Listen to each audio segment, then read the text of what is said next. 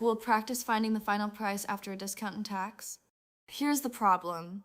A $45 shirt is 30% off. After the discount, 13% HST is applied. Find the final price. First, find the discount amount. 30% of 45 is $13.50. Now subtract the discount from the original price to get the sale price. 45 minus $13.50 equals $31.50. Next, calculate the HST on the sale price. 13% of $31.50 is $4.095.